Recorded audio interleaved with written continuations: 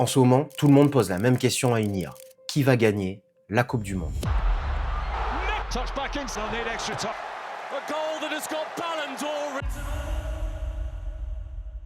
Et les modèles répondent. Le supercalculateur d'Opta a rejoué le tournoi 25 000 fois avant le coup d'envoi. Et son favori, sauf qu'il ne lui donne que 16% de chance de soulever la coupe. Traduction, même la machine la plus sérieuse te dit qu'elle ne sait pas vraiment. Et si tu poses la question à ChatGPT ou à Grok, tu obtiens autre chose.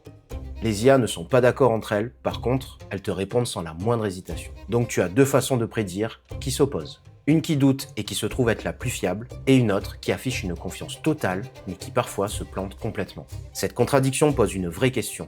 Une IA qui prédit l'avenir, est-ce qu'on peut y croire?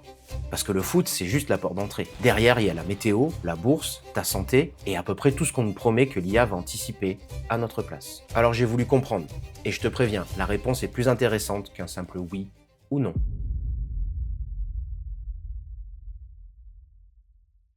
Tout d'abord, la première chose à comprendre. Derrière une IA qui prédit un vainqueur, il y a en réalité deux machines très différentes. Et on les confond tout le temps. La première, c'est le modèle de langage. ChatGPT, Grok, Gemini. Quand tu lui demandes qui gagne, il ne calcule pas vraiment le résultat. Il devine le mot le plus probable après ta question. Et pour choisir ce mot, il s'appuie sur son entraînement. L'entraînement, pour faire simple, c'est la phase où on lui fait avaler une quantité de texte gigantesque, presque tout Internet, jusqu'à qu'il en retienne les régularités. Quels mots vont ensemble? Quelles idées reviennent. Une fois cette phase terminée, sa connaissance est figée. En gros, c'est un pote hyper cultivé qui répond au feeling. Il a lu des millions de matchs, de pronostics, d'articles, et il te ressort une moyenne de tout ça avec assurance. Le souci, c'est que sa mémoire s'arrête à une certaine date. Et le foot, c'est toute l'année. Sur YouTube, quelqu'un a fait le test en filmant. Il demande à une IA de composer une équipe et à un moment, elle défend un joueur en jurant qu'il est encore dans son ancien club. Sauf qu'il l'a quitté depuis 1 an. Elle ne ment pas, elle récite ce qu'elle a appris, mais parfois, c'est périmé. La deuxième machine, quant à elle, joue dans une autre catégorie. C'est un vrai modèle de prédiction. Il y a celui d'Opta et celui de l'université de Liverpool. Ces modèles ne font pas que répondre avec ce qu'ils connaissent. Ils simulent. Ils rejouent la Coupe du Monde des milliers de fois dans un ordinateur. Pour Opta, c'est 25 000 fois. À chaque simulation, le modèle tient compte de la force de chaque équipe, des blessures, des suspensions et même de la météo et de l'altitude. Et ensuite, il compte dans combien de ces 25 000 mondes possibles l'Espagne gagne. 16%. La France, 13%. L'Angleterre, 11%. Et là, on comprend quelque chose d'important. Pour ce genre d'IA, prédire, c'est compter des probabilités sur des milliers de scénarios possibles. Mais compter les probabilités, c'est une chose. Avoir raison, c'en est une autre. Et le chiffre d'Opta, quand tu regardes de plus près, il dit quelque chose que presque personne ne remarque.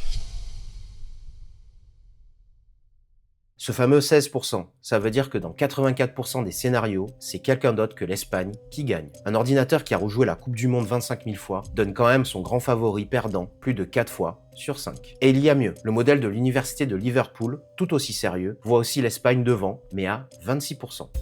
Deux modèles de pointe, deux chiffres qui ne collent pas. On pourrait prendre ça pour un aveu de faiblesse, je trouve que c'est surtout de l'honnêteté. Parce qu'au foot, tout peut basculer sur un détail.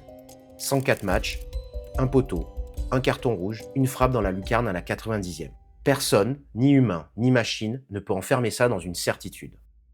D'ailleurs, petit détail, ce 16% c'est la photo d'avant-tournoi. Depuis, les matchs se sont joués et le modèle a déjà changé d'avis. À l'heure où je tourne cette vidéo, l'Espagne a reculé, la France est passée devant. Cette prédiction se recalcule après chaque résultat. Un résultat tombe, les probabilités changent aussitôt. Et c'est là que le contraste avec ChatGPT devient intéressant. Le supercalculateur doute et il te montre ses probabilités. Le modèle de langage, quant à lui, te répond souvent avec une confiance parfaite. Et c'est ce qui donne une règle un peu contre-intuitive. Plus une IA a l'air sûre d'elle sur une prédiction, moins ça devrait te rassurer. Sauf que le foot, c'est peut-être le pire terrain possible pour juger une IA, parce que sur d'autres sujets, elle devient carrément bluffante.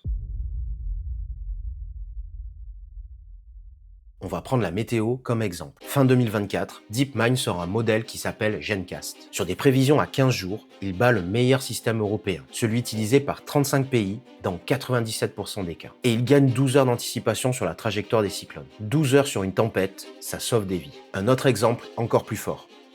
Les protéines.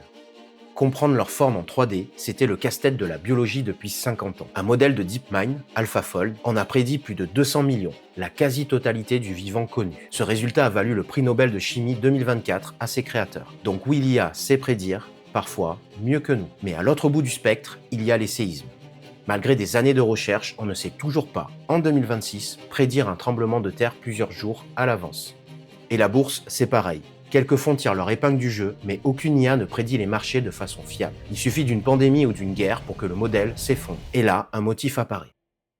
Regarde ce que la météo et les protéines ont en commun. Ce sont des systèmes stables. Beaucoup de données, des lois physiques qui ne changent pas, un passé qui ressemble à l'avenir. Regarde maintenant les séismes, la bourse et une Coupe du Monde. De l'instabilité, des événements rares, de l'imprévu, un passé qui ne garantit rien. Donc la fiabilité, ça dépend surtout d'une chose. Est-ce que le sujet est prévisible? Parce qu'une IA, aussi forte soit-elle, ne prédira jamais l'imprévisible.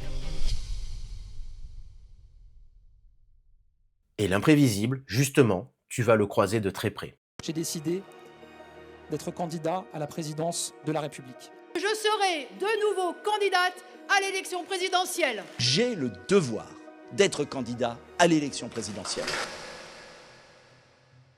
Et là, exactement comme pour le foot, la même mécanique va se rejouer. D'un côté, le gadget. Il existe déjà un site français, élection.fr, où 6 IA, ChatGPT, Claude, Grok, Gemini, Mistral, DeepSeek, estiment le résultat de 2027. C'est remis à jour tous les 15 jours. Elles ne demandent l'avis de personne, elles lisent l'actu et elles devinent. De l'autre, les modèles sérieux. Des chercheurs français, comme l'équipe derrière Electionscope, prédisent le vote à partir de données concrètes. L'état de l'économie, le chômage, la cote de popularité du président. Et il y a même des marchés de prédiction déjà ouverts sur 2027. Sauf que même les meilleurs calent. Par exemple, en 2016, aux États-Unis, la plupart donnaient Clinton gagnante. Donald Trump will be the 47th president of the United States. Parce qu'une élection, c'est le pire cauchemar d'une IA. Il y a du comportement humain, un scrutin qui n'a lieu qu'une fois, des électeurs qui changent d'avis au dernier moment. Bon alors du coup, est-ce qu'on peut croire une IA qui prédit? Au fond, une IA ne fait que prolonger le passé. Quand demain ressemble à hier, elle voit loin et juste. Quand l'avenir devient imprévisible, elle devine, comme toi et moi. Par contre, le plus troublant, c'est qu'elle te répond avec la même assurance, qu'elle sache ou qu'elle invente la réponse. Alors qui va gagner cette Coupe du Monde? Franchement, aucune IA ne peut l'affirmer. On le saura le 19 juillet en regardant le match, comme toujours.